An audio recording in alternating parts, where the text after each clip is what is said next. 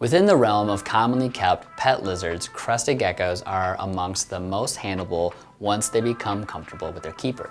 But how does a new keeper go about starting to handle their gecko? Stick around and find out.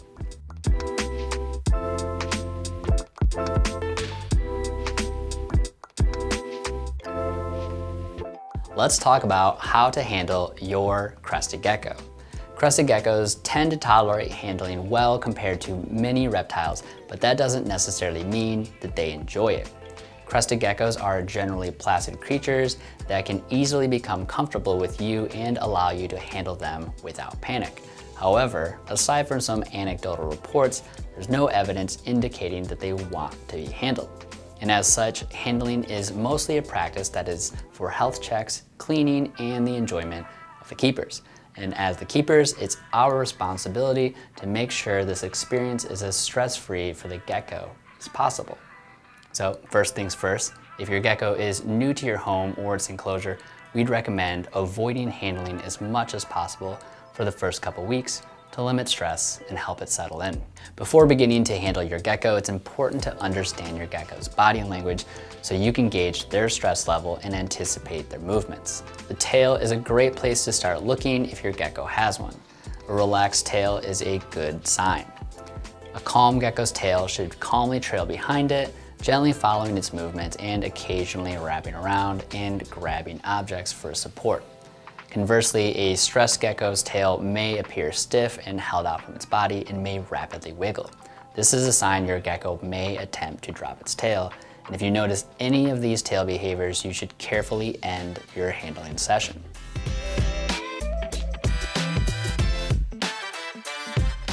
Before reaching in, let's start with understanding how they move.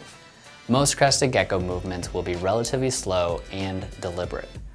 Crested geckos typically move in the direction that they're looking, so you can predict which direction they're going to walk, run, or jump next by the direction their nose is pointing. Speaking of jumping, they usually have a tell for when they're going to jump. Before launching, they usually bring their hind legs forward to prepare for the jump. So if you see them assume this stance, you can get ready to catch your gecko. If they're moving quickly and erratically, they are likely stressed and can be a sign that it's time to wrap up your handling session.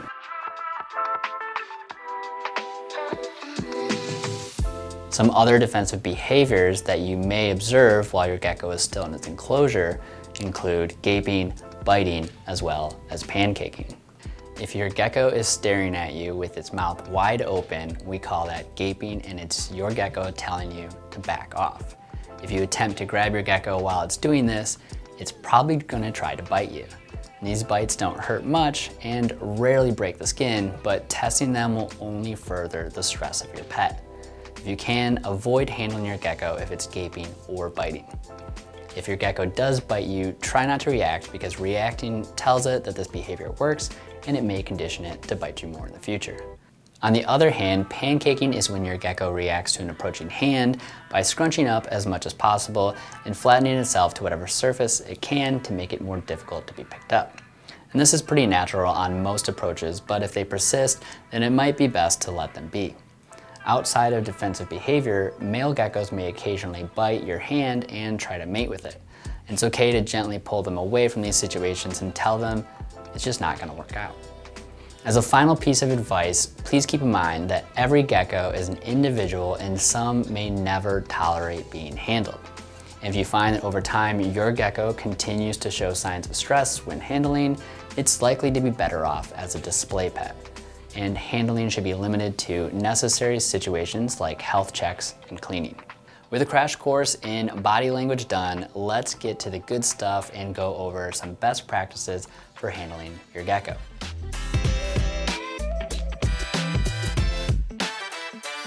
While not always necessary, take some precautions to be safe in case your gecko gets away from you. Keep other pets out of the room you're handling in, remove any clutter that your gecko can hide under, and consider temporarily blocking any vents, large holes, or gaps under furniture and doors with blankets and towels. And make sure to wash your hands before handling and ideally with an unscented soap to avoid any strong scents.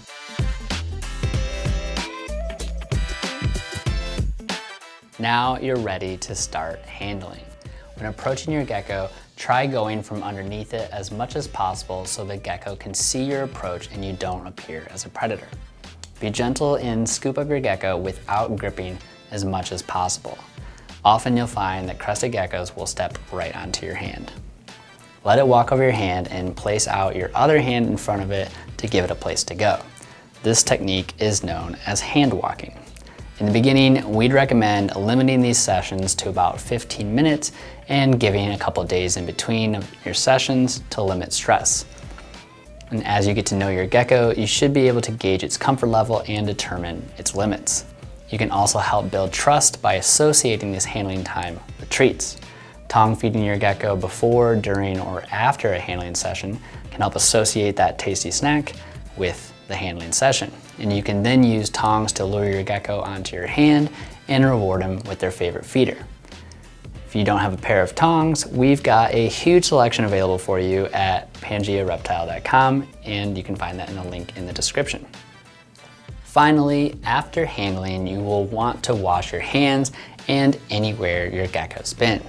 Crested geckos are not the cleanest creatures, and they can carry bacteria and other contaminants they pick up in their enclosures on their feet and under their claws.